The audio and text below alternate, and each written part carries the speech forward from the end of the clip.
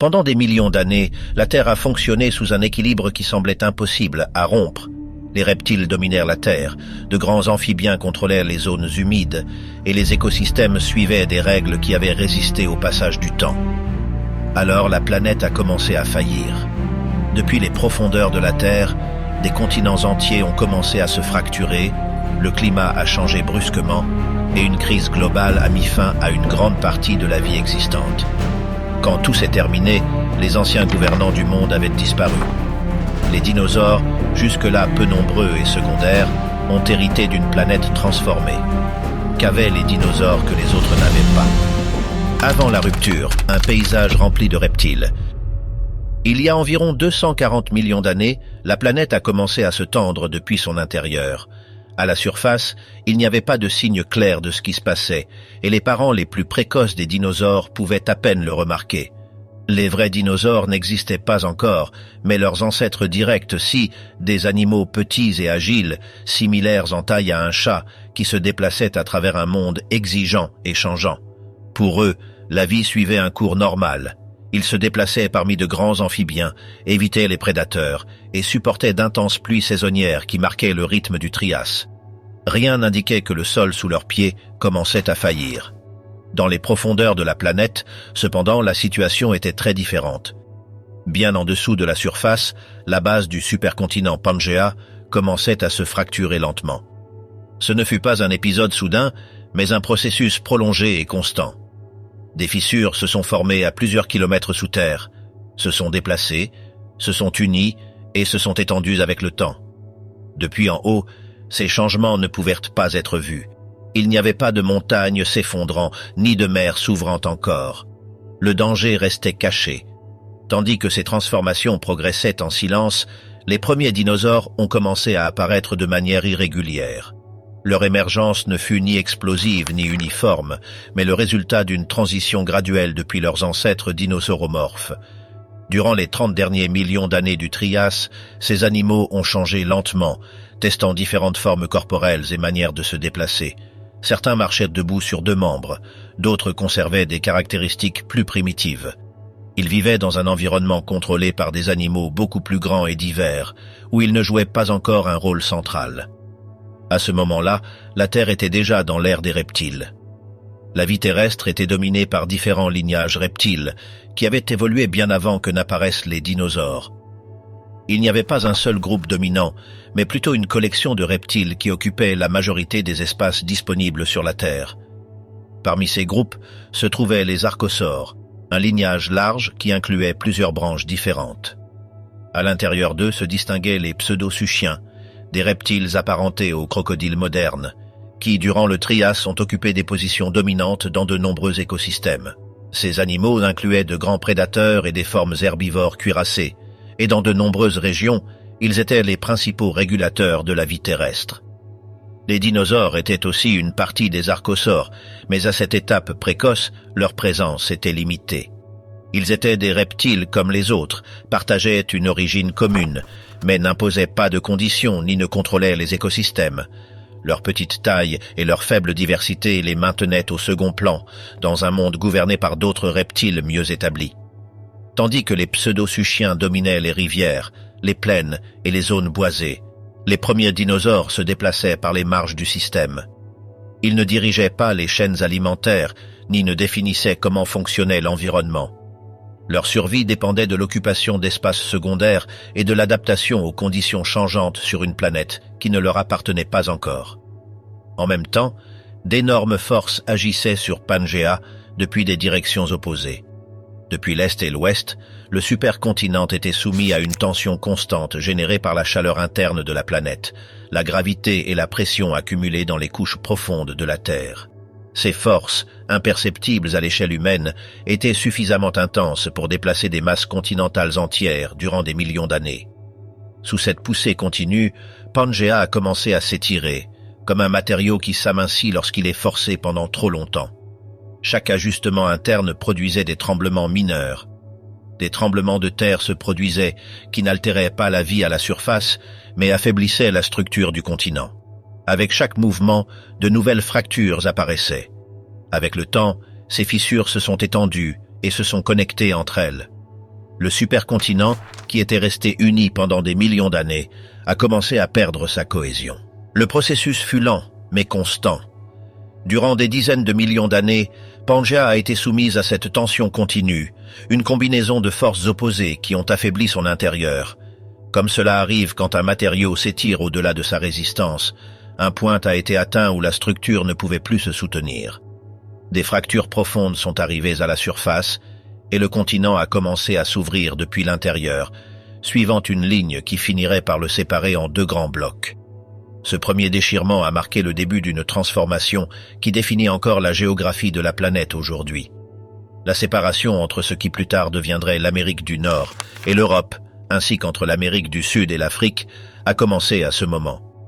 L'océan Atlantique n'existait pas encore, mais l'espace qu'il occuperait a commencé à se former quand l'eau de la mer a commencé à s'infiltrer entre les masses de terre qui s'éloignaient lentement. Bien que ces changements aient donné forme au monde moderne, le processus ne fut ni ordonné ni stable. La fragmentation d'un continent apporte des conséquences inévitables. Quand la croûte s'étire et s'amincit, la pression sur les couches les plus profondes diminue. Cette réduction permet aux matériaux fondus de l'intérieur de monter. Le résultat direct de ce processus est l'activité volcanique. Dans les étapes précoces, quand les fractures étaient petites, les effets furent limités. Des volcans isolés, des flux de lave localisés et des dommages restreints à des zones spécifiques pouvaient apparaître. Dans ces cas, l'activité se terminait et l'environnement réussissait à se stabiliser. Des processus similaires peuvent encore être observés dans des régions où les continents commencent à se séparer lentement aujourd'hui. Mais ce qui se passait à la fin du Trias était différent. Ce n'était pas une rupture mineure, mais le déchirement complet d'un supercontinent. L'échelle du phénomène était énorme. À mesure que Pangea se fragmentait, le magma accumulé durant des millions d'années a trouvé des chemins ouverts vers la surface. Quand il a finalement émergé, il l'a fait à une échelle massive. Il y a environ 201 millions d'années, le processus a atteint son point critique. Après une longue période d'accumulation sous terre, le magma a commencé à monter rapidement. La croûte, déjà affaiblie, s'est ouverte et a permis que des volumes gigantesques de roches fondues arrivent à la surface. Ce ne fut pas un seul épisode, mais une série d'événements répétés durant des centaines de milliers d'années. Durant ce temps, l'activité volcanique a libéré des volumes énormes de lave qui se sont étendus par des régions très larges du continent. Avec le temps, ces flux se sont accumulés pour former des couches d'une épaisseur exceptionnelle, suffisantes pour enterrer des paysages entiers sous de vastes extensions de roches solidifiées. De grandes zones de Pangea ont été couvertes par ce matériau, transformant irréversiblement la surface du planète. Les éruptions n'ont pas seulement altéré la Terre. Avec la lave, de grands volumes de gaz ont été libérés dans l'atmosphère. Parmi eux se trouvaient des composés capables de modifier le climat à l'échelle globale. Le résultat fut un réchauffement accéléré du planète, accompagné de changements environnementaux extrêmes. Les conditions sont devenues de plus en plus difficiles pour la majorité des formes de vie. Cette période a donné lieu à l'une des grandes crises biologiques de l'histoire de la Terre. Un pourcentage élevé d'espèces a disparu tant sur la Terre que dans les océans. Des écosystèmes entiers se sont effondrés. Les plantes, les animaux et les organismes marins ont été incapables de s'adapter à la vitesse du changement. L'extinction fut généralisée et profonde. Cependant, l'impact ne fut pas le même pour tous les groupes. Tandis que beaucoup ont disparu, d'autres ont réussi à survivre. Parmi eux se trouvaient les dinosaures, qui jusqu'à ce moment avaient occupé une place secondaire dans les écosystèmes du Trias. La catastrophe a créé involontairement les conditions qui, plus tard, leur permettraient de s'étendre. Quand l'activité volcanique a diminué et que la planète a commencé à se stabiliser, le monde résultant était différent. Le climat avait changé, les paysages s'étaient transformés et beaucoup des espèces dominantes du Trias n'étaient plus présentes.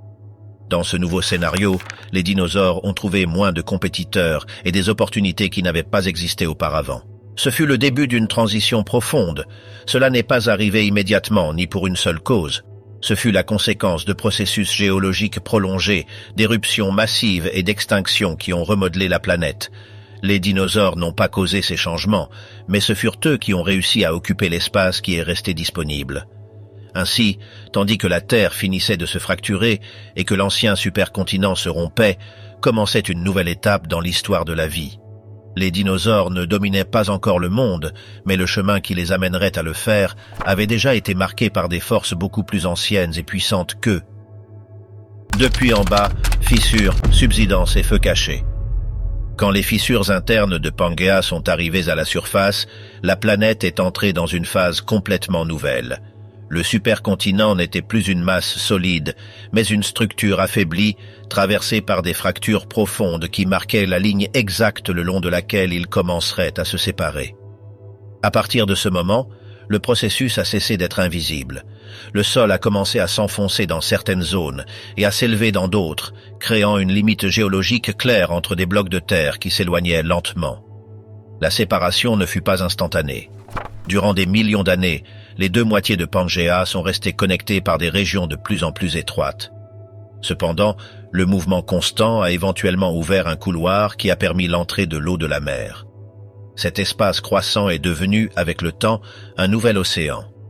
L'Atlantique, qui sépare aujourd'hui des continents entiers, a commencé comme une fissure étroite à travers laquelle la mer s'est infiltrée progressivement. Les conséquences de ce processus peuvent encore être vues dans le monde moderne. Les lignes côtières de l'Amérique du Nord, de l'Europe, de l'Afrique et de l'Amérique du Sud s'emboîtent comme des pièces qui ont autrefois formé un seul tout. Cette disposition n'est pas accidentelle. C'est le résultat direct de cette séparation qui a commencé il y a plus de 200 millions d'années, quand Pangea a commencé à s'ouvrir depuis son noyau. Mais la fragmentation continentale ne fut pas un événement tranquille. À la différence d'une rupture propre, le déchirement d'un continent a déclenché une série de transformations liées qui se sont étendues durant des millions d'années. À mesure que Pangea s'affaiblissait depuis l'intérieur, l'équilibre interne profond de la planète a commencé à changer. Ce changement a ouvert le chemin pour une activité volcanique de plus en plus fréquente le long de la zone de rupture. Ce phénomène suit des lois physiques simples. Quand la croûte s'amincit, le matériau fondu sous elle trouve des chemins plus faciles vers le haut. Dans des régions où la séparation était limitée, le magma pouvait rester piégé sous terre, se solidifiant avant d'arriver à la surface. Dans d'autres zones, cependant, la fracture fut suffisamment large pour permettre au magma d'émerger violemment. Le long des bords de ce qui deviendrait la future côte est de l'Amérique du Nord. Ce processus a laissé une marque visible qui existe encore aujourd'hui. Là, de grandes intrusions de magma se sont formées, s'ouvrant un chemin parmi des couches de roches sans entrer en éruption, comme de la lave. Ces structures, connues comme des cils, font partie du système interne des volcans. Elles fonctionnent comme des conduits souterrains à travers lesquels se déplace le magma avant de se solidifier. L'un des exemples les plus clairs de ce phénomène se trouve près du fleuve Hudson, dans ce qui est aujourd'hui l'État du New Jersey. Là, une longue muraille rocheuse s'élève avec des fissures verticales et une surface sombre s'étendant sur des dizaines de kilomètres. Cette formation, connue localement comme les palissades, est le résultat direct du magma qui est monté durant la rupture de Pangea et s'est refroidi sous terre avant d'arriver à la surface. Des millions de personnes vivent aujourd'hui au-dessus de cette ancienne cicatrice géologique sans être conscientes de son origine. Des ponts, des routes et des villes entières reposent sur des roches qui ont fait partie du système volcanique qui a accompagné la fragmentation du supercontinent. Ces formations ne sont pas des montagnes créées par des collisions tectoniques, mais des restes de magma qui s'est introduit entre des couches de roches quand la croûte s'est ouverte. Plus à l'ouest, dans des zones où le magma est bien arrivé à la surface, le paysage est différent. Là, les éruptions ont produit des flux de lave qui, en se solidifiant, ont formé des collines basses et alignées. Ces élévations, maintenant couvertes de végétation, marquent les lieux où la roche fondue a émergé et s'est étendue sur d'anciennes vallées et plaines. Ces zones volcaniques ne sont pas apparues de façon isolée. Elles faisaient partie d'un système continu qui suivait la ligne de la rupture de Pangea. Depuis ce qui est maintenant l'est de l'Amérique du Nord jusqu'à des régions qui appartiennent maintenant à l'Afrique et à l'Amérique du Sud, le magma a jailli le long de la même fracture continentale. La séparation du supercontinent a été accompagnée d'une activité volcanique distribuée à travers des milliers de kilomètres. Tandis que tout cela arrivait, les animaux qui habitaient Pangea continuaient leur vie sans comprendre la magnitude du changement. Des dinosaures précoces, de grands amphibiens, des reptiles similaires aux crocodiles et de petits parents des mammifères occupèrent les rivières, les lacs et les plaines qui se formaient dans les zones qui s'étaient enfoncées le long de failles. Ces dépressions, connues comme des bassins de rift, se sont remplies d'eau et de sédiments, créant des environnements riches et variés. Les bassins se formaient quand un côté d'une faille descendait par rapport à l'autre. Le résultat était une dépression bordée par des zones élevées. Avec le temps, les rivières descendaient des terrains les plus hauts et déposaient du sable, de la boue et d'autres matériaux au fond de ces bassins. À certaines étapes, les bassins se remplissaient de lacs profonds. À d'autres, ils s'asséchaient partiellement et étaient traversés de nouveau par des rivières. Ce cycle s'est répété une fois et encore durant des millions d'années. Chaque changement a laissé des couches superposées de sédiments qui ont piégé les restes de plantes et d'animaux. Des empreintes, des os et d'autres traces ont été enterrées et préservées dans le registre géologique. Ces bassins sont devenus des archives naturelles de la vie du Trias tardif et du début du Jurassique. Le long de la future côte est de l'Amérique du Nord, une chaîne continue de ces bassins s'est formée. Depuis le Canada jusqu'à la partie sud de ce qui est aujourd'hui les États-Unis, la terre s'est enfoncée graduellement et s'est remplie de sédiments, tandis que Pangea se déchirait lentement. Dans chacun d'eux, la vie a prospéré jusqu'à ce que les événements volcaniques atteignent leur point culminant. La séparation continentale ne fut pas un processus uniforme. Certaines régions se sont fracturées avant d'autres. Les premières grandes éruptions se sont produites dans des zones qui correspondent aujourd'hui au nord de l'Afrique, quand cette région était encore connectée avec l'Amérique du Nord. De là, l'activité volcanique s'est étendue le long de la ligne de rupture, affectant successivement d'autres bassins.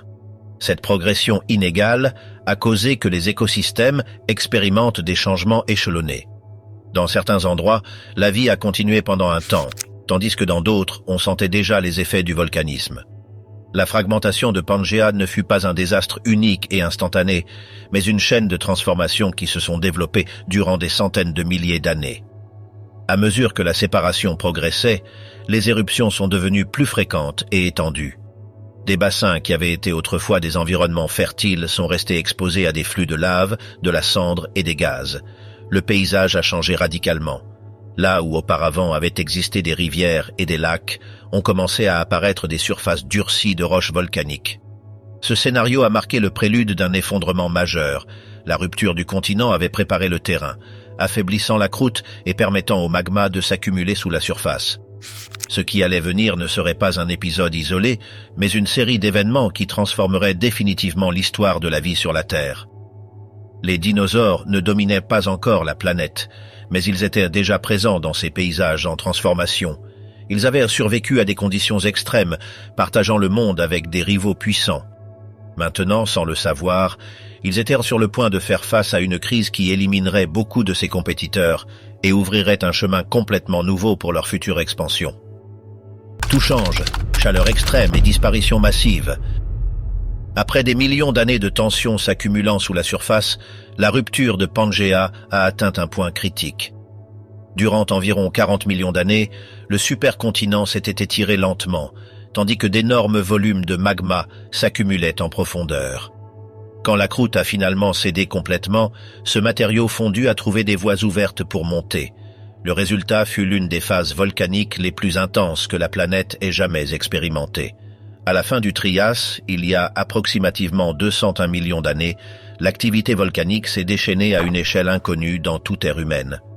Ce ne furent pas des éruptions explosives isolées, ni des colonnes de cendres s'élevant au ciel. Le phénomène fut différent. À sa place, le magma a émergé en vagues massives, coulant à travers la surface durant de longues périodes et couvrant de vastes extensions de terre. Comme résultat de cette activité soutenue, le volume de lave fut énorme. Dans l'ensemble, certaines de ces couches ont atteint des épaisseurs proches des 900 mètres. La surface totale couverte par ces flux est estimée à environ 3 millions de milles carrés au centre de Pangea. De grandes régions sont restées complètement enterrées sous de la roche volcanique solidifiée, effaçant des paysages entiers dans un temps géologiquement très court. L'impact ne s'est pas limité à la surface. Avec la lave, d'énormes quantités de gaz ont été libérées dans l'atmosphère. Parmi eux, le dioxyde de carbone a joué un rôle central. Ce gaz, expulsé dans des volumes extrêmes, a altéré rapidement l'équilibre climatique de la planète. Les températures globales ont commencé à augmenter à un rythme accéléré. Le réchauffement initial a déclenché une réaction en chaîne. Dans les océans, il existait des dépôts de clatrates, des structures de glace qui emprisonnaient des gaz comme le méthane à leur intérieur. Ces formations restent stables seulement sous des conditions spécifiques de température et de pression. À mesure que la planète a commencé à se réchauffer, les clatrates ont commencé à se décomposer simultanément dans de grandes zones du fond marin. Quand ces structures se sont effondrées, le méthane qui avait été stocké durant de longues périodes s'est libéré soudainement. Ce gaz a un effet de serre beaucoup plus fort que celui du dioxyde de carbone. Sa libération massive a intensifié le réchauffement global, créant un cycle de rétroaction qui a accéléré encore plus l'augmentation des températures. Dans un intervalle relativement court, la concentration de gaz à effet de serre dans l'atmosphère s'est multipliée. Les températures globales moyennes ont augmenté de 3 à 4 degrés Celsius. Pour les écosystèmes de l'époque, ce changement fut trop rapide. Les plantes, les animaux terrestres et les organismes marins ont été incapables de s'adapter à une altération aussi abrupte. Sur la Terre, la végétation s'est effondrée dans de larges régions. On estime que jusqu'à 95% des plantes ont disparu. En s'évanouissant, le couvert végétal, les animaux herbivores ont perdu leur source primaire de nourriture, et à leur tour, les prédateurs sont restés sans proie. L'extinction a progressé alors de manière en cascade à travers les chaînes alimentaires. Dans les océans, l'excès de dioxyde de carbone a causé une acidification progressive de l'eau. Ce changement chimique a affecté sévèrement les organismes avec des coquilles et des squelettes calcaires. Beaucoup d'entre eux n'ont pas survécu, ce qui a mené à l'effondrement d'écosystèmes marins entiers. La vie marine a expérimenté l'une des plus grandes crises de son histoire. Le climat est devenu extrêmement instable. Des périodes de chaleur intense alternaient avec des phases un peu plus fraîches. Ces oscillations ont intensifié les contrastes entre les régions du nord et du sud de Pangea. Les différences thermiques ont renforcé les systèmes de mousson, causant que les zones côtières reçoivent des pluies encore plus extrêmes, tandis que les intérieurs continentaux devenaient plus arides. Pangea n'avait jamais été un lieu facile pour la vie, mais ces conditions ont élevé cette hostilité à un nouveau niveau. Les animaux qui étaient déjà adaptés à des climats extrêmes se sont retrouvés avec un environnement qui était encore plus imprévisible. De nombreuses espèces ont été incapables de résister. Parmi les victimes se trouvaient des groupes qui auparavant avaient dominé les écosystèmes. De grands amphibiens, des reptiles de corps grands et des parents précoces des mammifères ont disparu en grand nombre. Les pseudosuchiens, des reptiles apparentés aux crocodiles qui avaient été des prédateurs dominants durant une grande partie du Trias, se sont éteints presque complètement. Des phytosaures au museau long, des aétosaures cuirassés, des rouissuchiens prédateurs et des formes inhabituelles comme Ephigia ont cessé d'apparaître dans le registre fossile. Seuls quelques lignages de crocodiles précoces ont réussi à survivre, et même eux n'ont jamais récupéré la diversité ou l'abondance qu'ils avaient auparavant. Dans ce nouveau scénario qui a émergé après l'effondrement, les dinosaures sont passés par la crise d'une manière différente. Après l'événement volcanique, la composition de la faune a changé dramatiquement. L'évidence de ce changement est conservée dans des empreintes fossilisées piégées dans les sédiments des bassins de rift. Le long de la côte et de ce qui est maintenant l'Amérique du Nord et le Canada, il y a plus de 70 sites qui contiennent des traces de dinosaures et d'autres animaux. Ces sites sont disposés en couches successives qui couvrent un intervalle d'environ 30 millions d'années. Dans les couches les plus anciennes, correspondant au Trias tardif, les empreintes de dinosaures sont rares. Les traces d'autres reptiles, de grands amphibiens et de petits vertébrés prédominent. Les dinosaures sont présents, mais n'occupent pas un rôle dominant. Leurs traces représentent environ 20% du total. Après les éruptions volcaniques, le panorama change brusquement. Dans les couches correspondantes au début du Jurassique, beaucoup des empreintes d'animaux non dinosaures disparaissent complètement. Au même moment, les empreintes de dinosaures augmentent tant en nombre qu'en diversité. Dans ces couches, approximativement la moitié de toutes les traces de pas appartient déjà à des dinosaures. De nouveaux types de traces apparaissent qui n'existèrent pas auparavant. Certaines montrent des combinaisons de mains et de pieds qui indiquent des formes quadrupèdes précoces. D'autres appartiennent à des dinosaures carnivores plus grands que ceux du Trias. On identifie aussi les premières traces de dinosaures au long cou qui ont commencé à explorer de nouvelles niches. Ce registre ne montre pas une récupération lente après la crise, mais une réorganisation profonde des écosystèmes. Tandis que de nombreux groupes ont disparu pour toujours, les dinosaures n'ont pas seulement survécu, mais ils se sont diversifiés rapidement. De nouvelles espèces ont émergé et ont commencé à occuper les espaces écologiques qui étaient restés vides. Le monde qui a émergé après l'épisode volcanique était différent de ce qu'il y avait avant. Les conditions climatiques, la végétation et la faune avaient changé. Dans ce nouveau environnement, les dinosaures ont trouvé moins de compétition et une plus grande variété d'environnements disponibles. Sans le chercher ni le planifier, ils se sont retrouvés dans une position privilégiée pour s'étendre. Ce processus a marqué la transition définitive vers une nouvelle ère.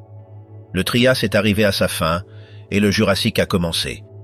Avec lui a commencé la période dans laquelle les dinosaures cesseraient d'être des acteurs secondaires pour devenir les principaux habitants des écosystèmes terrestres de la planète. Marqués en pierre, reste préservé sous la ville. Bien après que les éruptions aient remodelé la planète, certaines des évidences les plus claires de ce qui s'est passé sont restées visibles dans des lieux inattendus. Dans la ville de New York, il suffit de marcher par Broadway et de regarder entre les bâtiments pour voir, de l'autre côté du fleuve Hudson, une grande falaise de roches sombres qui s'élève à environ 30 mètres de haut. Cette muraille naturelle, connue comme les palissades, s'étend sur des dizaines de kilomètres depuis Staten Island jusqu'au nord de l'État. Durant une grande partie de l'année, la face de la roche est couverte par des arbres et de la végétation agrippée à ses versants presque verticaux. Des villes entières s'installent sur elle et une extrémité du pont George Washington est ancrée directement dans sa structure. Des millions de personnes la voient tous les jours sans savoir que cette falaise est un reste direct des événements volcaniques qui ont accompagné la rupture de Pangea. Les palissades ne sont pas un flux de lave superficielle. Elles sont un type de formation géologique appelée un sill, une intrusion de magma qui s'ouvre un chemin entre des couches de roches sous terre et se solidifie avant d'arriver à la surface. Ces structures font partie du système interne des volcans. Elles agissent comme des conduits qui transportent le magma en profondeur, bien qu'elles ne le libèrent pas toujours à la surface. Ce sill s'est formé à la fin du Trias, quand la fracture entre les deux moitiés de Pangea a traversé ce qui est maintenant la côte est de l'Amérique du Nord, à seulement quelques kilomètres d'où se trouve aujourd'hui la ville de New York. Le magma qu'il a créé est venu des mêmes réservoirs qui ont alimenté les énormes éruptions de l'époque, bien que dans ce cas, il soit resté piégé sous terre et se soit refroidi sans produire de lave superficielle. Pas très loin de là, à environ 30 km à l'ouest, le magma est bien arrivé à la surface. Les roches volcaniques résultantes forment maintenant une série de collines basses connues comme les montagnes Watchung, dans le nord du New Jersey. Bien que leur hauteur soit modeste et leur extension limitée, ces collines sont un autre témoignage direct de l'activité volcanique associée à la rupture du supercontinent. Au centre de cette zone se trouve Livingston, une communauté résidentielle qui, à la fin de 1960, est devenue le scénario d'une découverte inattendue.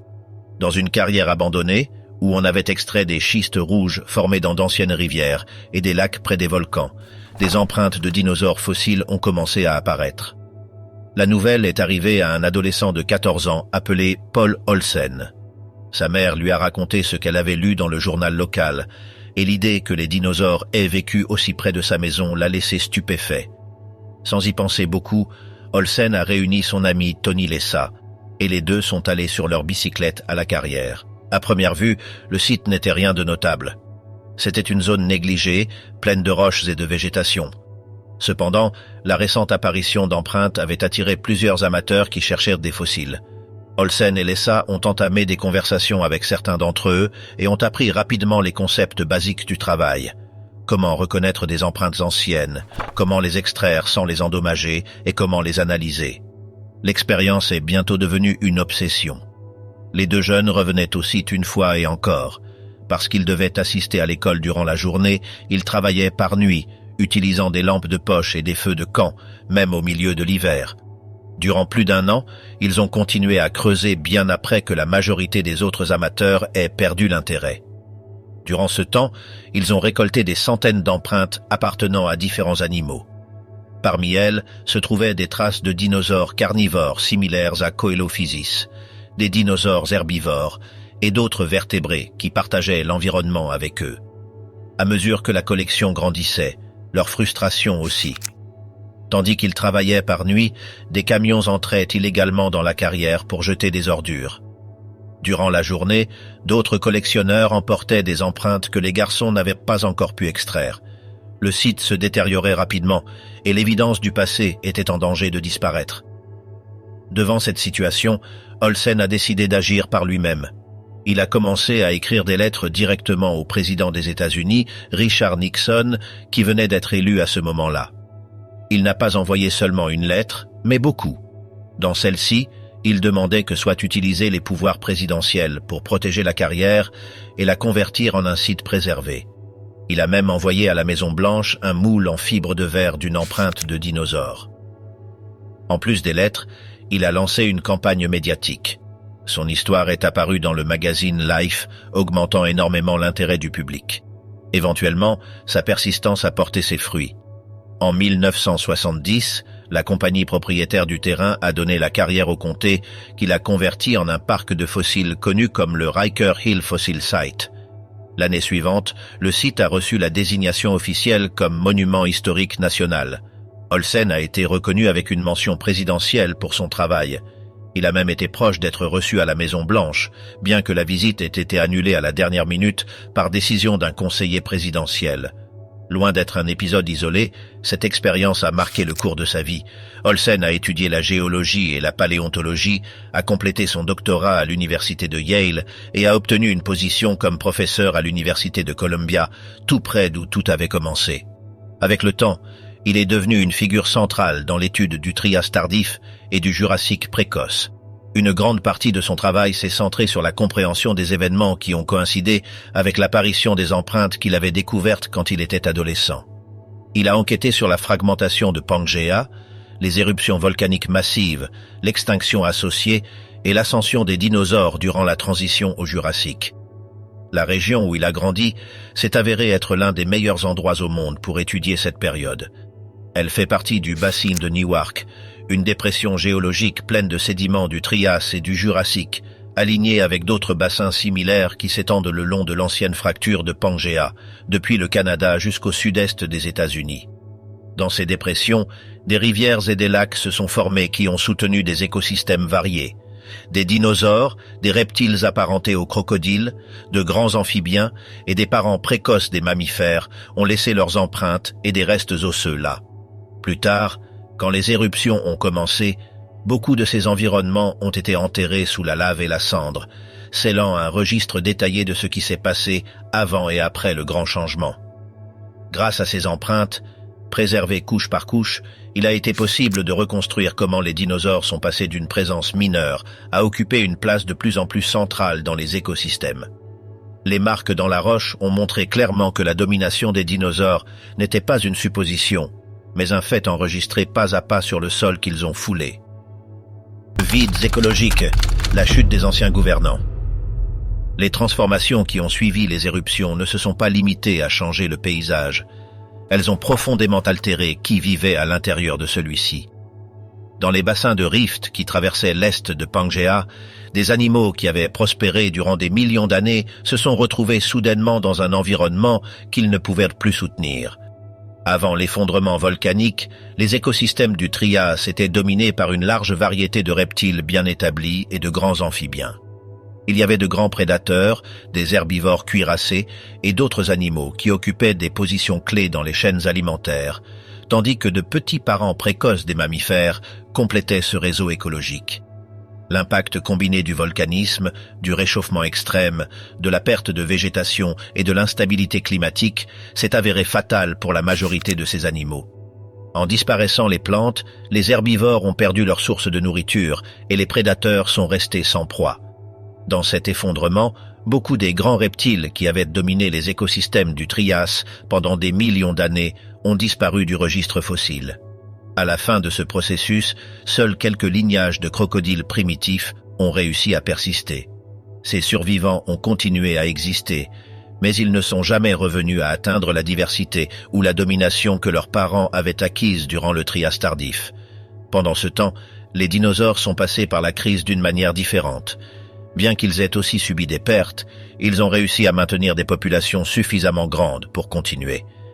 Dans le nouveau monde qui a émergé après les éruptions, beaucoup des barrières qui auparavant avaient limité leur expansion avaient disparu. Comme résultat, les traces d'animaux non dinosaures se sont réduites drastiquement ou ont disparu complètement, tandis que les empreintes de dinosaures ont augmenté tant en nombre qu'en variété. Ce changement reflète comment les dinosaures ont commencé à occuper systématiquement les espaces écologiques qui étaient restés vides après la crise. Ce changement n'est pas arrivé graduellement. Il fut abrupt et coïncide directement avec l'intervalle volcanique. La séquence de couches montre une transition claire entre un monde dominé par de multiples groupes et un dans lequel les dinosaures occupent la majorité des espaces disponibles. En plus de l'augmentation en nombre, on observe aussi une augmentation dans la taille des empreintes. Des traces beaucoup plus grandes que celles du Trias apparaissent, ce qui indique que certains dinosaures ont commencé à grandir plus que leurs prédécesseurs. De nouveaux types de traces pointent vers l'arrivée de formes qui n'avaient pas existé précédemment dans ces régions. Ce schéma se répète en différents points le long des bassins de rift, renforçant l'idée que cela ne fut pas un phénomène local. Cela représente une réorganisation à grande échelle des écosystèmes terrestres, directement liés aux changements environnementaux extrêmes. Avec beaucoup de leurs anciens rivaux éliminés, les dinosaures ont trouvé moins de compétition pour la nourriture, le territoire et les ressources. Des niches qui avaient été occupées durant des millions d'années sont restées vides. Sans la nécessité de déplacer activement d'autres groupes, les dinosaures ont commencé à remplir ces espaces. Ce processus ne fut ni immédiat ni uniforme, mais il a marqué un tournant. Pour la première fois, les dinosaures ont cessé d'être de simples participants secondaires. Leur présence est devenue dominante dans le registre fossile et dans les empreintes préservées sur le sol. Le monde après la crise volcanique était plus chaud, plus instable et très différent de celui du Trias précoce. Dans cet environnement transformé, les dinosaures n'ont pas seulement survécu, mais ils ont commencé à consolider une position qu'ils ne perdraient pas pendant longtemps. La Terre change, le Jurassique ouvre le monde. Avec la fin du Trias et la stabilisation qui a suivi les éruptions, une nouvelle étape a commencé. Le Jurassique a marqué le début de la période dans laquelle les dinosaures en sont venus à occuper le centre des écosystèmes terrestres. Bien que les premiers dinosaures soient apparus des dizaines de millions d'années auparavant, ils n'avaient jamais atteint une position dominante. Cet équilibre a changé après la rupture de Pangea. La planète qui a émergé après l'épisode volcanique était différente. Les températures étaient plus hautes, les schémas climatiques avaient changé et les paysages se sont réorganisés. Dans ce nouveau environnement, les dinosaures ont trouvé un monde plus vide, avec beaucoup moins de compétiteurs et de vastes régions disponibles pour être colonisées. Durant le premier million d'années du Jurassique, les dinosaures ont commencé à se diversifier rapidement. De nouveaux groupes sont apparus et des lignages qui existaient déjà se sont étendus, mais qui auparavant avaient été restreints à des zones spécifiques. Cette expansion ne fut pas locale, mais globale. Les dinosaures ont commencé à apparaître dans une large variété d'environnements. Ils se sont établis dans des régions humides, ont traversé des déserts et se sont adaptés à des territoires qu'ils n'avaient pas pu occuper auparavant. À mesure que le Jurassique précoce progressait, les principaux types de dinosaures pouvaient déjà se trouver dans une grande partie de la planète. L'image classique des dinosaures dominant la Terre a cessé d'être une idée abstraite et est devenue une réalité documentée. Les écosystèmes ont commencé à se structurer autour d'eux. De grands carnivores coexistaient avec des herbivores de différentes tailles et formes. Pendant ce temps, de petits mammifères, des lézards, des amphibiens et d'autres vertébrés non dinosaures ont été relégués à des rôles secondaires, occupant des niches marginales. Parmi les dinosaures carnivores, des formes plus grandes que celles du Trias sont apparues. Certains théropodes ont atteint des longueurs de près de 6 mètres, dépassant largement leurs prédécesseurs.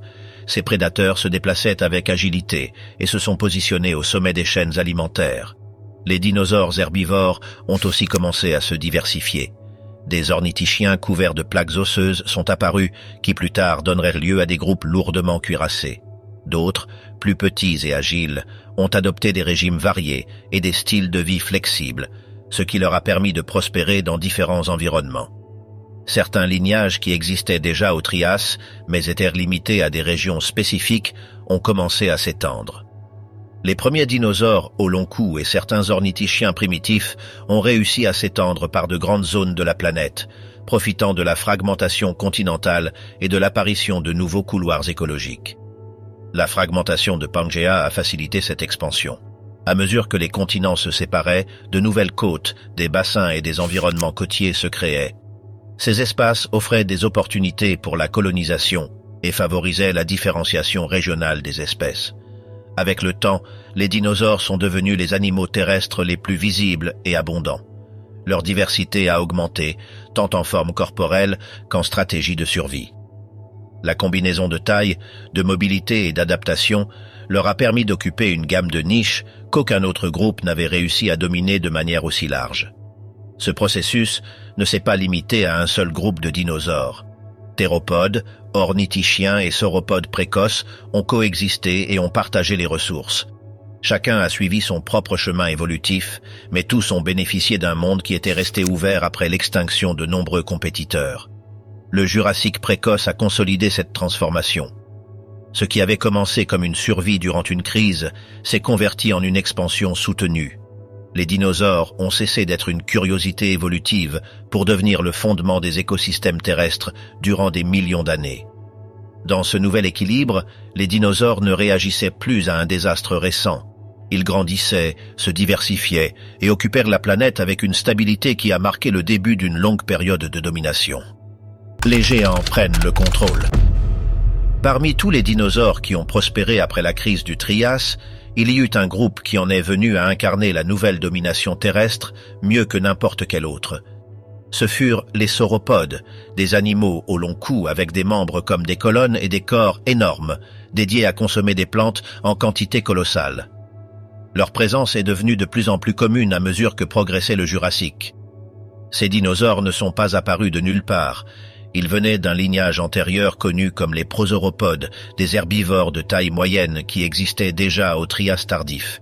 Certains d'entre eux, comme le Plateosaurus, avaient atteint des tailles notables pour leur époque, mais ils étaient encore limités par leur environnement. Ils ne pouvaient pas occuper de vastes déserts, ni se déplacer librement par toute la planète. Avec le début du Jurassique, ces restrictions ont commencé à disparaître. Les sauropodes ont développé des corps de plus en plus spécialisés. Leurs coups se sont allongés progressivement, formés par un plus grand nombre de vertèbres et par des os qui sont devenus de plus en plus allongés. Cette structure leur a permis d'accéder à des sources de nourriture que d'autres herbivores ne pouvaient pas atteindre. Le cou long leur a donné un avantage direct. Ils pouvaient rester au même endroit durant des heures et balayer de grandes zones de végétation sans beaucoup bouger. De cette manière, ils obtenaient des quantités énormes de nourriture en dépensant moins d'énergie que d'autres animaux. Cette stratégie d'alimentation fut la clé pour soutenir des corps de taille extrême. Au même moment, ces dinosaures grandissaient rapidement. Depuis des petits très petits, ils atteignaient des tailles gigantesques en seulement 30 ou 40 ans. Ce taux de croissance a réduit la période durant laquelle ils étaient vulnérables aux prédateurs et a augmenté leurs chances d'arriver à l'âge adulte. Une autre caractéristique décisive résidait dans leur système respiratoire. Les sauropodes avaient des poumons similaires à ceux des oiseaux modernes. L'air circulait dans une seule direction et l'oxygène était utilisé tant durant l'inhalation que durant l'exhalation. Ce système permettait une respiration beaucoup plus efficiente que celle des mammifères actuels. À ce type de poumon s'ajoutait un réseau de sacs aériens qui s'étendait par une grande partie du corps. Ces sacs n'aidèrent pas seulement à améliorer la respiration, mais ils pénétraient aussi dans les os, les rendant plus légers sans perdre de résistance. Les vertèbres du cou, par exemple, étaient fortes mais très légères grâce à cette structure interne. Ce design a résolu plusieurs problèmes à la fois. Il a permis de soutenir des coups extrêmement longs sans que l'animal ne s'effondre, a réduit le poids total du squelette et a aidé à dissiper la chaleur corporelle. Chez des animaux d'une taille aussi grande, éliminer l'excès de chaleur était une nécessité constante, spécialement dans des climats chauds. Avec ces adaptations combinées, les sauropodes ont atteint des tailles sans précédent. Durant le Jurassique précoce et moyen, certains dépassèrent déjà les 10 tonnes et mesuraient plus de 15 mètres de longueur. Plus tard, certaines espèces ont grandi encore plus, dépassant les 30 tonnes. L'évidence de cette expansion ne se limite pas aux os. Dans l'île de Skye, en Écosse, on a trouvé des empreintes fossilisées qui révèlent la présence de sauropodes géants il y a environ 170 millions d'années. Ces traces, préservées dans d'anciens sédiments côtiers, montrent des rangées parallèles d'impressions laissées par des animaux qui marchaient de manière coordonnée. Les empreintes appartiennent à plusieurs générations différentes, ce qui indique que ces dinosaures ont utilisé la zone durant de longues périodes. Ils marchaient à travers des lagunes peu profondes, partageant l'environnement avec des dinosaures plus petits, des reptiles, des crocodiles et des animaux aquatiques. À ce moment-là, l'Écosse était un lieu beaucoup plus chaud, avec des marais, des plages et des rivières étendues. Les sauropodes n'ont pas dominé uniquement à cause de leur taille.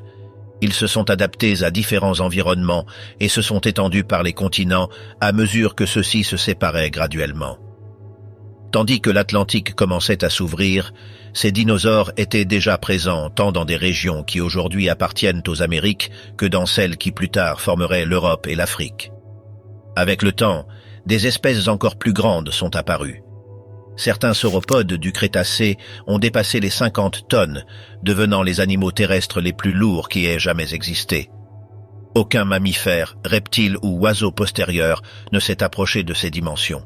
Ce gigantisme ne fut pas le résultat d'un seul trait, mais de la combinaison de plusieurs.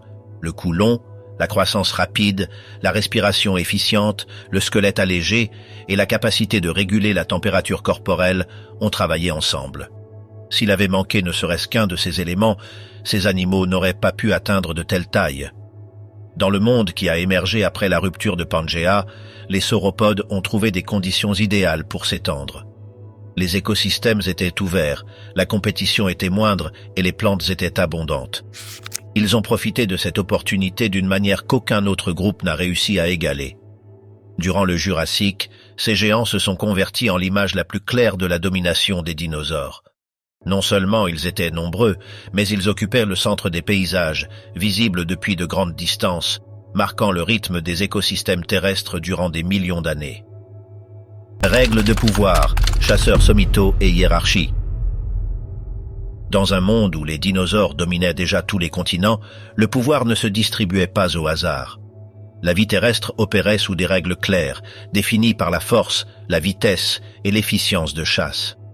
Dans chaque écosystème, il y avait une hiérarchie définie, un réseau de relations dans lequel chaque animal occupait une place précise.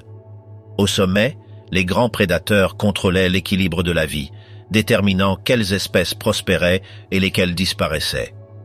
Durant des millions d'années, les grands carnivores ne furent pas les mêmes partout. Dans différents moments et dans différentes régions, différents groupes ont pris le contrôle. Durant le Jurassique et le Crétacé précoce, d'énormes prédateurs comme Allosaurus, Sinraptor et d'autres carnivores géants ont imposé leur domination. Ces animaux étaient grands, puissants et occupaient les niveaux les plus hauts des réseaux alimentaires. Leur seule présence définissait le comportement du reste des espèces. Dans ce monde de géants, tous les carnivores n'étaient pas égaux. Sous les grands prédateurs existaient des niveaux intermédiaires. Des chasseurs plus petits qui se déplaçaient rapidement, attaquaient des proies moindres et évitaient la confrontation directe avec les maîtres du territoire.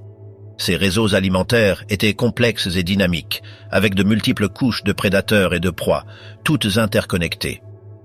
Les tyrannosaures faisaient partie de ce système. Durant longtemps, ils ne furent pas des rois absolus, mais des acteurs au sein d'une structure déjà établie. Dans certains endroits, ils occupaient des positions secondaires, vivant à l'ombre de prédateurs plus grands. Dans d'autres, spécialement quand les conditions le permettaient, ils réussissaient à monter et à devenir les principaux chasseurs de leur environnement. La domination d'un prédateur ne dépendait pas uniquement de la taille. L'organisation du pouvoir terrestre était aussi déterminée par la capacité à détecter des proies, par l'efficience de chasse et par la résistance dans des environnements changeants. Un prédateur dominant devait contrôler de grands territoires, imposer sa présence et maintenir l'équilibre de l'écosystème sans l'épuiser. Dans des régions d'Asie et d'Amérique du Nord, les tyrannosaures ont commencé à se distinguer au sein de ces réseaux. Ils ne l'ont pas fait soudainement, mais graduellement, s'adaptant à des écosystèmes denses, humides et riches en vie. Dans ces environnements, les forêts étaient peuplées par des dinosaures herbivores de différentes tailles, depuis de grands sauropodes jusqu'à des troupeaux de dinosaures à bec de canard. Ces herbivores formaient la base de la chaîne alimentaire et, à leur tour, attiraient de grands prédateurs. Un exemple clair de ce système apparaît dans des sites de fossiles dans le sud de la Chine, où on a découvert des restes d'un tyrannosaure connu comme Qianzhousaurus. Cet animal a vécu il y a environ 66 millions d'années dans un environnement tropical, avec des marais, une végétation dense et un sol instable. Dans cet écosystème, de multiples espèces coexistaient, créant un réseau alimentaire complexe où la compétition était constante. Kianjusaurus n'était pas un prédateur isolé. Il faisait partie d'un système dans lequel différents carnivores rivalisaient pour les mêmes proies. Son anatomie, avec un museau allongé et des mâchoires puissantes, le convertissait en un chasseur effectif au sein de cet environnement spécifique. Il n'avait pas besoin de dominer un continent entier pour être un acteur clé. Il suffisait de contrôler son territoire et les routes de chasse les plus productives. Dans ces écosystèmes, l'équilibre entre prédateurs et proies était fragile. Si un grand carnivore disparaissait, d'autres prenaient sa place. Si une population d'herbivores grandissait trop, les prédateurs en bénéficiaient. Tout était connecté. Les grands prédateurs régulèrent les populations, évitaient la surexploitation des ressources et maintenaient la structure de l'écosystème. Tout au long du Jurassique et du Crétacé, ce modèle s'est répété dans différentes régions. Dans certains endroits, les tyrannosaures partageaient le pouvoir avec d'autres grands carnivores. Dans d'autres, ils sont devenus les principaux régulateurs du système. La clé n'était pas seulement la force, mais la capacité de s'adapter aux changements environnementaux. Dans des zones où les grands prédateurs rivaux ont disparu ou diminué, les tyrannosaures ont profité de l'opportunité.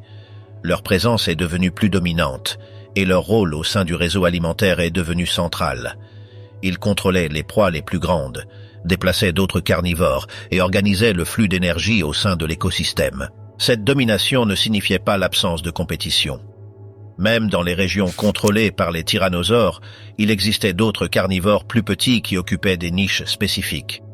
Certains chassaient de nuit, d'autres se spécialisaient dans des proies petites ou dans la charogne. Le pouvoir terrestre n'était pas une pyramide simple, mais une structure complexe avec de multiples niveaux interconnectés. La taille et la force des tyrannosaures leur permettaient d'accéder à des proies que d'autres ne pouvaient pas chasser. Leurs morsures pouvaient broyer des os, leur donnant accès à des ressources énergétiques que d'autres prédateurs ne pouvaient pas exploiter. Cela a renforcé leur position au sein du système et leur a permis de maintenir de vastes territoires. Dans des régions où les continents étaient déjà fragmentés, le pouvoir des grands prédateurs est aussi devenu régional. Les tyrannosaures ont dominé de grandes zones d'Asie et d'Amérique du Nord, mais ils ne se sont pas étendus à tout l'os continent. Dans d'autres régions, différents groupes de carnivores ont occupé le rôle de prédateurs sommitaux, créant des systèmes parallèles de domination. Cette distribution du pouvoir terrestre signifiait que le monde des dinosaures n'était pas uniforme. Chaque région avait ses propres gouvernants, ses propres réseaux alimentaires et ses propres équilibres. Dans certains endroits, les tyrannosaures n'avaient pas de rival. Dans d'autres, ils partageaient le contrôle ou étaient éclipsés par différents compétiteurs. Ce qui est resté constant fut l'organisation du système. Dans tous les cas, les grands prédateurs ont marqué le rythme de la vie. Leur présence influençait la distribution des proies, le mouvement des troupeaux et la structure du paysage. Partout où un grand carnivore chassait, le reste de l'écosystème s'adaptait. C'est ainsi que fonctionnait le pouvoir dans l'ère des dinosaures. Pas comme une domination chaotique, mais comme un réseau organisé dans lequel chaque espèce avait un rôle défini. Les tyrannosaures, dans leurs différentes formes et tailles, furent des éléments clés de ce système. Dans certains endroits, de simples acteurs secondaires. Dans d'autres, les véritables gouvernants de la Terre. Ce monde, plein de hiérarchie, de compétition et d'équilibre, fut le scénario dans lequel les dinosaures ont atteint leur point maximum de domination terrestre. Une planète gouvernée par des règles naturelles claires, où le pouvoir ne s'héritait pas, mais se conquérait chaque jour à travers la survie. Au-delà du sol, ailes, plumes et vol. La domination des dinosaures ne s'est pas arrêtée sur le sol ferme. Tandis que les grands prédateurs contrôlaient les écosystèmes terrestres et que les réseaux alimentaires maintenaient un équilibre précis entre chasseurs et proies, un autre territoire commençait à s'ouvrir au-dessus de leur tête. L'air, jusque-là occupé presque exclusivement par des insectes, est devenu une nouvelle frontière d'expansion. Et là aussi, les dinosaures ont laissé leur marque. Bien avant que les oiseaux modernes ne remplissent les cieux, d'autres reptiles avaient déjà appris à voler. Les ptérosaures furent les premiers vertébrés à conquérir l'air. Ils n'étaient pas des dinosaures, mais ils partageaient une origine lointaine avec eux et le même monde. Leurs ailes n'étaient pas faites de plumes, mais d'une membrane de peau soutenue par un doigt allongé qui s'étirait comme une voile. Certains étaient petits, de la taille d'un oiseau moderne. D'autres ont atteint des dimensions colossales, avec des envergures qui rivalisaient avec celles d'un avion léger. Ces animaux ont dominé les cieux durant des millions d'années. Ils planaient sur les côtes, les rivières et les forêts, chassant des poissons, de petits vertébrés et de la charogne. Leur présence a transformé les écosystèmes, ajoutant une nouvelle couche au système de prédateurs et de proies. Pour la première fois, le contrôle du territoire s'exerçait non seulement au sol, mais aussi depuis en haut. Mais tandis que les ptérosaures gouvernèrent l'air, quelque chose de différent prenait forme au sein du propre lignage des dinosaures.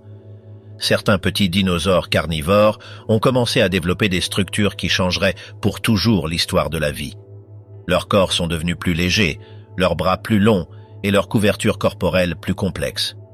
Les plumes, qui au début ne servaient pas pour le vol, ont commencé à jouer un rôle clé.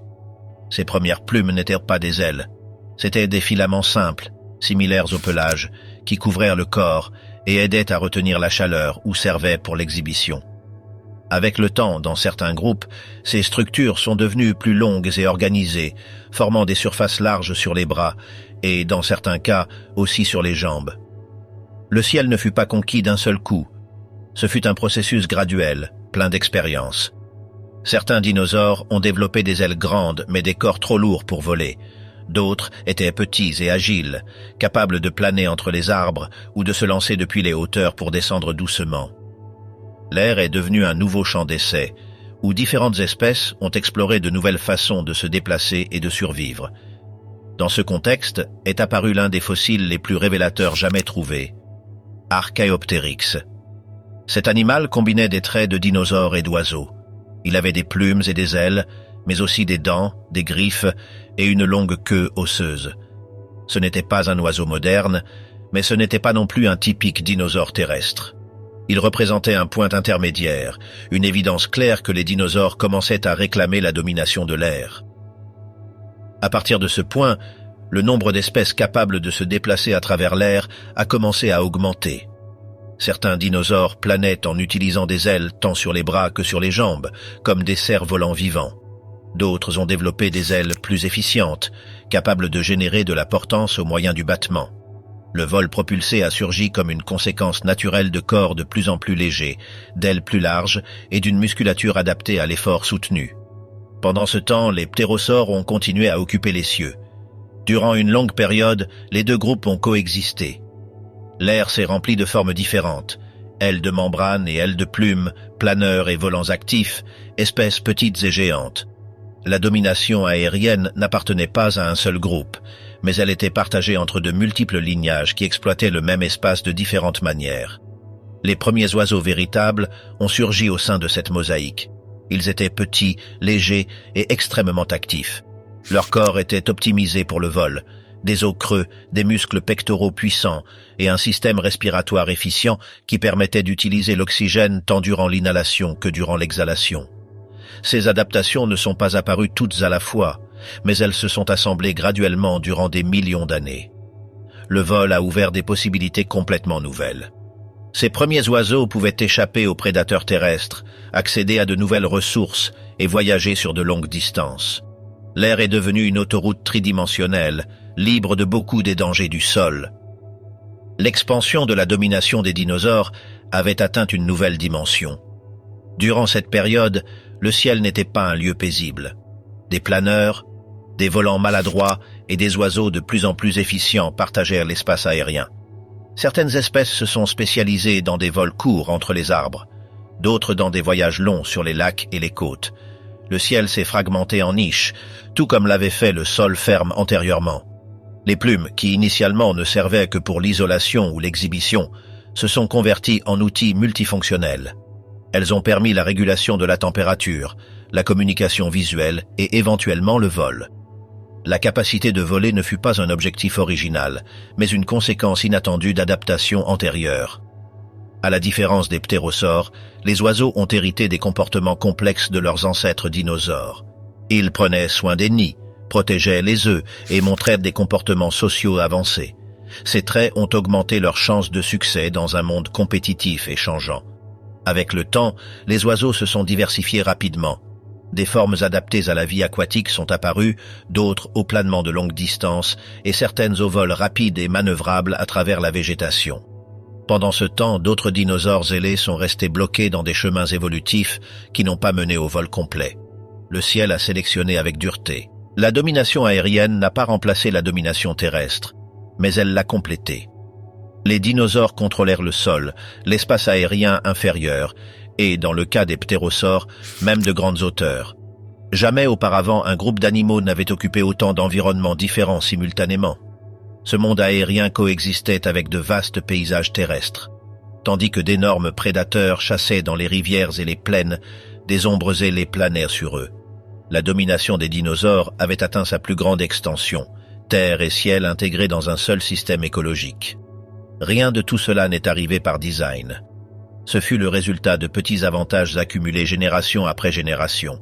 Un peu plus de plumes, un peu moins de poids, un peu plus de force musculaire. Le vol a surgi comme une conséquence naturelle quand toutes les pièces se sont finalement emboîtées. De cette manière, le ciel a cessé d'être une limite et s'est converti en un autre territoire. Les dinosaures n'ont pas seulement dominé la surface de la planète, ils ont aussi réclamé l'espace au-dessus d'elle. Une domination totale, tridimensionnelle, qui a défini l'un des chapitres les plus extraordinaires de l'histoire de la vie sur la Terre. Un système parfait, millions d'années en équilibre. Pour les derniers millions d'années du Crétacé, la planète n'était plus un territoire en formation ou un monde en transition.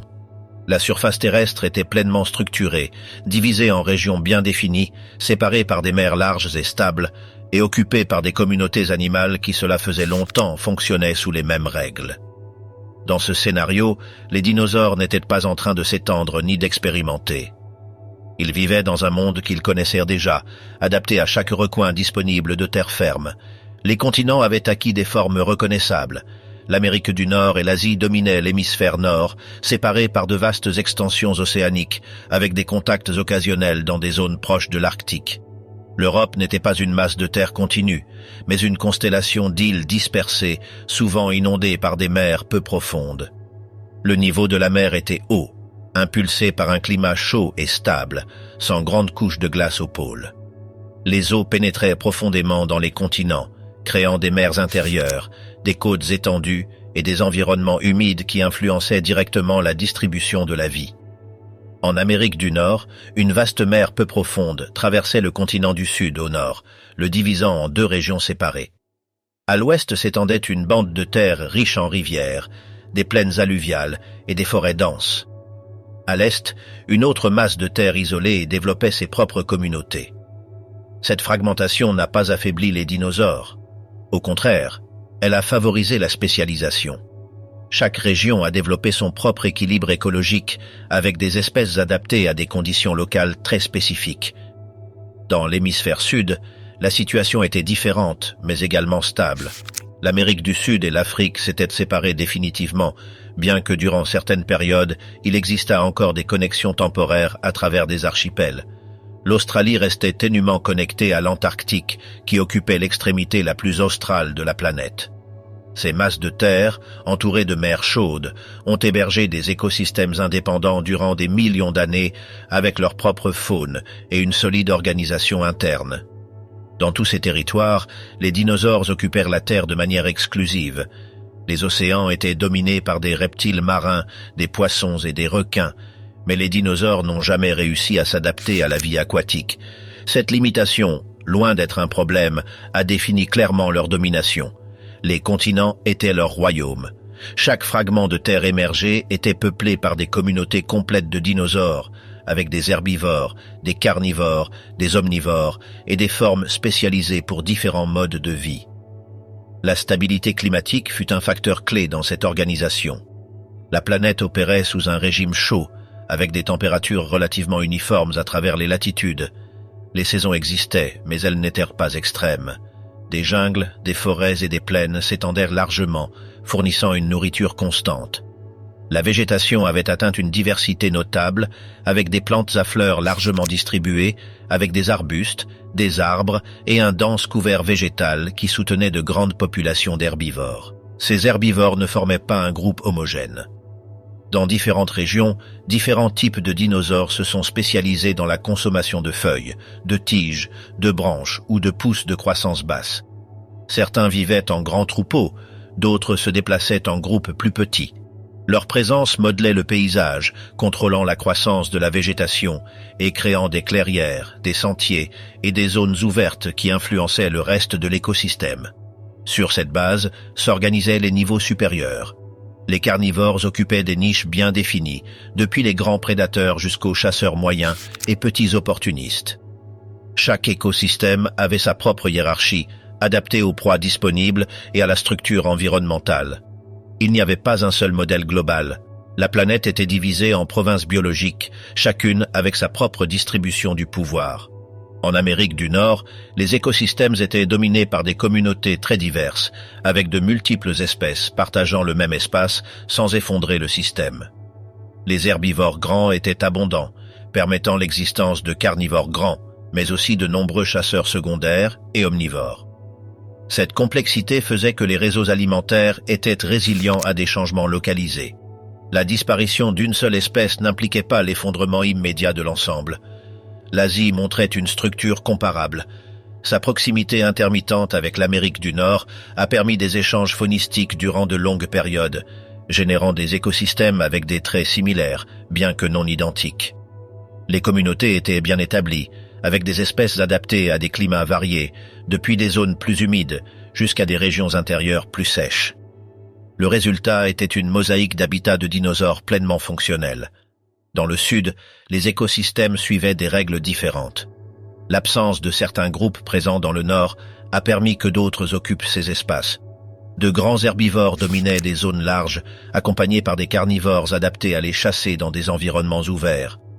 Dans certaines régions, d'autres reptiles non dinosaures ont assumé des rôles qui dans le nord étaient occupés par des dinosaures petits et moyens. Malgré cela, la structure générale restait reconnaissable. Des réseaux alimentaires complets, stables et bien définis. L'Europe représentait un cas spécial. Fragmentée en îles, elle a hébergé des communautés isolées durant de longues périodes. Dans ces territoires réduits, les dinosaures se sont adaptés à des ressources limitées. L'isolement prolongé a favorisé l'émergence de formes uniques, ajustées à des espaces petits et des conditions particulières. Chaque île fonctionnait comme un système fermé, avec son propre équilibre interne, sans grands échanges avec l'extérieur. Malgré ces différences régionales, le schéma global était clair. La planète était complètement occupée par des dinosaures dans tous les environnements terrestres disponibles. Il n'y avait pas de grands espaces vides ni d'écosystèmes instables attendant d'être colonisés. Tout fonctionnait dans un cadre familier maintenu durant des millions d'années sans changements abrupts. La diversité atteinte fut énorme. Il existait des espèces de toutes les tailles, formes et styles de vie. Certains étaient adaptés pour la course de longue distance, d'autres pour se déplacer à travers la végétation dense. Certains vivaient en grands groupes, d'autres étaient plus solitaires. Cette variété n'était pas chaotique, mais le résultat d'une longue histoire d'adaptation continue à des conditions relativement constantes. La coexistence entre espèces était possible grâce à une répartition précise des ressources. Chaque dinosaure occupait une niche spécifique, réduisant la compétition directe. Les systèmes avaient atteint un niveau de raffinement qui permettait de hautes densités de vie sans déséquilibre grave. La planète fonctionnait comme une machine écologique bien affinée. Dans ce monde, les dinosaures ne semblèrent pas vulnérables. Ils avaient survécu à des changements climatiques, à la fragmentation continentale et à de profondes transformations environnementales. Leur domination ne dépendait pas d'une seule espèce ou d'une seule région, mais d'un réseau global d'écosystèmes interconnectés par des processus similaires. C'était une planète pleinement dinosaurienne, organisée, stable et diverse. C'était la Terre dans ce moment final de stabilité prolongée. Un monde dans lequel chaque continent avait sa propre identité biologique, mais tous partageaient le même fondement. Des écosystèmes matures, des climats chauds et une vie terrestre structurée autour des dinosaures. Ce n'était pas un monde en ascension ni en déclin, c'était un monde opérant à pleine capacité, soutenu par des équilibres qui semblaient destinés à durer.